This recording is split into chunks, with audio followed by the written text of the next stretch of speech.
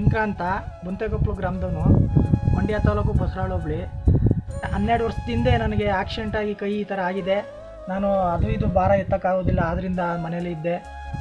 ನಾನು 9ನೇ ಕ್ಲಾಸ್ ಓದಿದ್ದೀನಿ. ನನಗೆ ಒಂದು ಕೈಲಿ ಕೂಲಿ ಕೆಲಸನೂ ಮಾಡೋಕ್ಕಾಗೋದಿಲ್ಲ, ಏನು ಭಾರ ಎತ್ತಕ್ಕಾಗೋದಿಲ್ಲ. ಸರ್ಕಾರದಿಂದ ಪೆನ್ಷನ್ 1400 ರೂಪಾಯಿ ಬರ್ತದೆ, ಅದೇ ತಿರ್ಗಿ ಅದೇ ಇಲ್ಲ.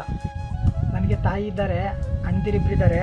ಅವರು ಈ ಥರ ಏನೋ ಮನೇಲಿ ಪ್ರಾಬ್ಲಮ್ ಆಗಿ ಅವರವರು ವಾಸ ಮಾಡ್ತಾಯಿದ್ದಾರೆ. ನಾನು ಸಪ್ರೇಟ್ ಇಲ್ಲಿ ಈ ಥರ ಒಂದು ಚಿಕ್ಕ ಥರ ಮನೆ ಮಾಡ್ಕೊಂಡು ಜೀವನ ಮಾಡ್ತಾಯಿದ್ದೀನಿ.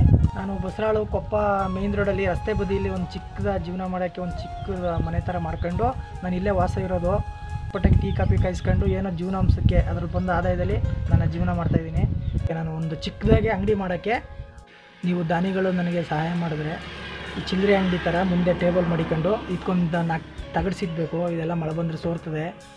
ಈ 4 ತಗಡು ಸೀಟ್ ಹಾಕ್ಸ್ಕೊಟ್ಬಿಟ್ಟು ನನ್ನ ಜೀವನ ರೂಪಿಸ್ಕೊಳ್ಳೋಕ್ಕೆ ನೀವು ದಯಮಾಡಿ ಏನಾದ್ರು ಒಂದು ಸಹಾಯ ಮಾಡಿ.